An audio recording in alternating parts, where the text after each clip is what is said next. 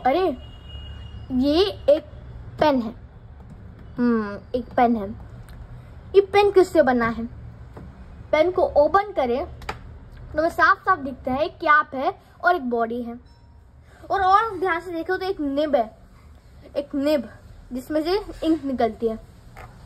तो हम बोल सकते हैं कि एक पेन, इंक, प्लास्टिक की बॉडी और प्लास्टिक की कैप और एक निब से बनता है।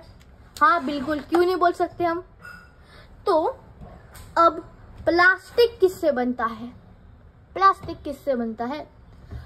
प्लास्टिक नहीं पता। प्लास्टिक किससे बनता है? हमको नहीं पता प्लास्टिक किससे बनता है। तो इसका आंसर क्या है? क्या है प्लास्टिक किससे बनता है? तो आज आपको बताने जा रहा हूँ तो प्लास्टिक किससे बनता है।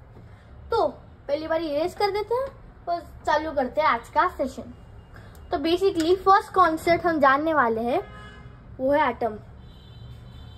एटम एटम तो अपने नाम सुना ही होगा, मैंने बहुत बार डिस्कस किए हैं। एटम क्या होता है? एटम मतलब building block of universe. Universe का बिल्डिंग ब्लॉक मतलब क्या? इसका यूनिवर्स के बिल्डिंग ब्लॉक का इसका मतलब है कि ये एटम यूनिवर्स की ईंटें हैं। जैसे कि एक घर, हाउस होता है आपके पास, हाउस। तो हाउस में क्या होता है? एक छत होता है और एक ऐसी बॉडी होती है हाउस की। तो हाउस किससे बनता है? हाउस तो ईंटों से बनता है। ऐसे ईंटें होती है जो एक के ऊपर एक लगाई जाती है, ऐसे ईंटें लगाई जाती है जिससे एक घर बनता है। और छत पर भी ईंटों से बनते हैं। ईंट के ऐसे प्लेट आते हैं, डिफरेंट टाइप ऑफ ब्रिक्स होती है जिससे छत भी बन जाता है ऐसा। तो ये सारी चीजों से हाउस बनता है। तो ईंटें है ना, ईंटें, हम एटम को ही यूनिवर्स की ईंटें जैसे ले सकते हैं। यूनिवर्स की ईंटें मतलब एटम, यूनिवर्स की ईंटें मतलब एटम। तो एटम कैसे दिखता है? कैसे दिखता है एटम? तो ऐसा रेक्टेंगुलर ब्लॉक होता है क्या एटम? ऐसा कुछ होता है क्या एटम जैसा ऐसे दिखता है? नहीं, एटम तो ऐसा नहीं दिखता। ब्लॉक नहीं होता एटम। एटम तो कुछ ऐसे दिखता है। तो सेंटर में होता है अपना न्यूक्लियस। सेंटर में न्यूक्लियस होता है, उसके आसपास ऐसे ऑर्बिटल होते हैं, ऑर्बिट होती है। ऑर्बिट में इलेक्ट्रॉन्स होते हैं।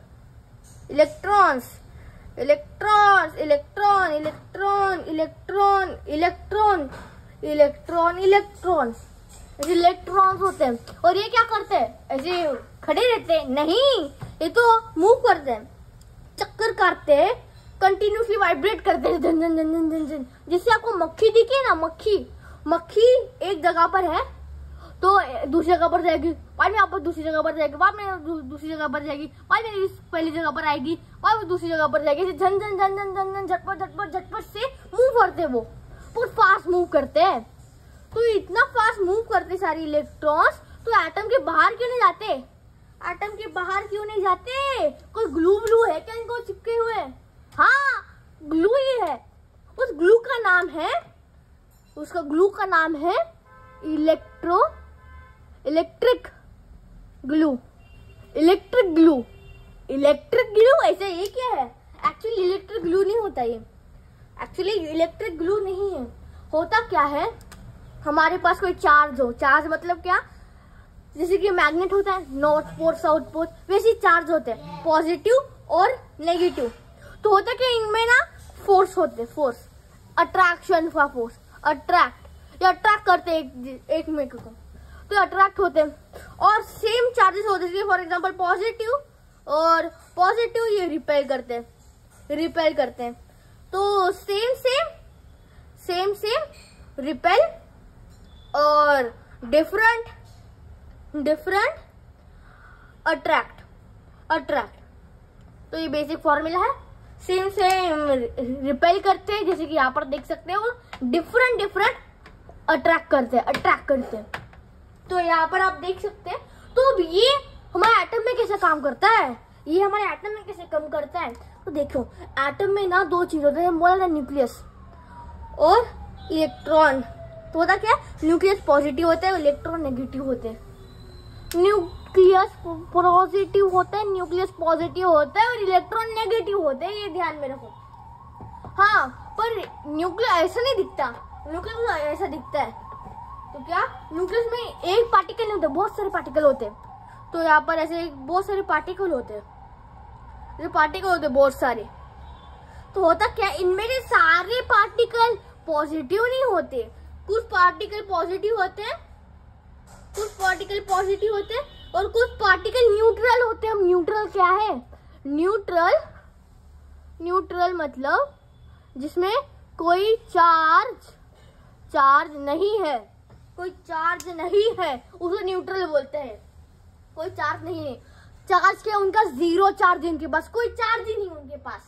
तो एक बात बताइए, यहाँ पर कोई चार्ज वाला, नो चार्ज वाला एटम है, मतलब जीरो है, और यहाँ पर +1 मतलब +1 चार्ज वाला एटम है, पॉजिटिव चार्ज वाला पार्टिकल है, सॉरी। तो बात बताइए, ये पूरा ग्रुप क्या होगा? नेगेटिव चार्ज होगा, नेगेटिव, या न्यूट्रल होगा, या पॉजिटिव होगा, पॉजिटिव। इसका आंसर क्या है? इसका आंसर होगा पॉजिटिव। पॉजिटिव क्यों? ये नेगेटिव नहीं होगा, ये न्यूट्रल नहीं होगा, ये पॉजिटिव होगा। पर क्यों होगा पॉजिटिव है?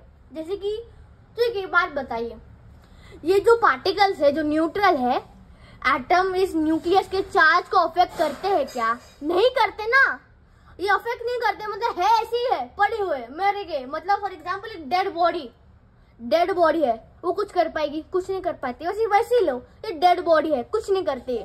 हाँ, पर जो जिंदा बॉडी है, जिसके पास +1 चार्ज है, वो कंट्रीब्यूट करते हैं। तो इसमें एक एग्जांपल देता हूँ।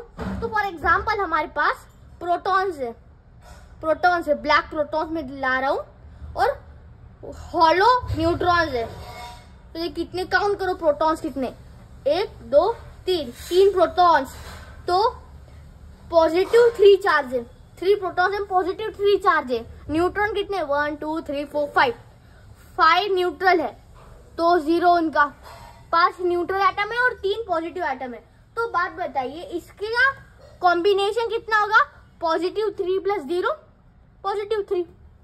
तो इस न्यूक्लियस का चार्ज होगा +3। इतना आसान है। तो सारे न्यूक्लियस का चार्ज पॉजिटिव होता है, न्यूक्लियस का चार्ज पॉजिटिव होता है। और हमें पता है इलेक्ट्रॉन तो नेगेटिव है, तो होगा क्या? हमारा पॉजिटिव न्यूक्लियस और इलेक्ट्रॉन अट्रैक्ट जोर से अट्रैक्ट करेंगे अपने आप को। तो होगा क्या? तो हमारे जो भी ऑर्बिट में है, ये ऑर्बिट में न्यूक्लियस है, पॉजिटिव न्यूक्लियस है, और हमारे पास नेगेटिव इलेक्ट्रॉन्स है। इलेक्ट्रॉन तो बहुत मूव कर रहे हैं, यहाँ जा रहे। हाँ, पर ये क्या करता है, ये न्यूक्लियस इनको अंदर लेने की कोशिश करता है। तो होता क्या है, कुछ ऐसी सिचुएशन बनती है। तो यहाँ पर ये इलेक्ट्रॉन बाहर आने की कोशिश कर रहे हैं, पर ये इनको अंदर खींच रहा है, कुछ ऐसे। तो बाहर आने की कोशिश कर रहे हैं, ऐसे बाहर आने की कोशिश कर रहे हैं, पर इनको अंदर खींच रहे हैं। तो होता है कि ये सारे चार्जेस बैलेंस आउट होते हैं, सारे फोर्सेस, और एक बायलैटरल फोर्स होता है। तो बेसिकली कुछ ऐसे। तो हमारा है ये न्यूक्लियस पॉजिटिव, और हमारे इलेक्ट्रॉन को तो ऐसे जाना है, न्यूक्लियस को तो ऐसे खींचना है। तो होता क्या है, न्यूक्लियस को ऐसे जाना है, होता है, तो ये मोशन ना कैंसिल आउट हो जाते हैं। तो ये ऐसे जाता है, ये ऐसे जाते हैं।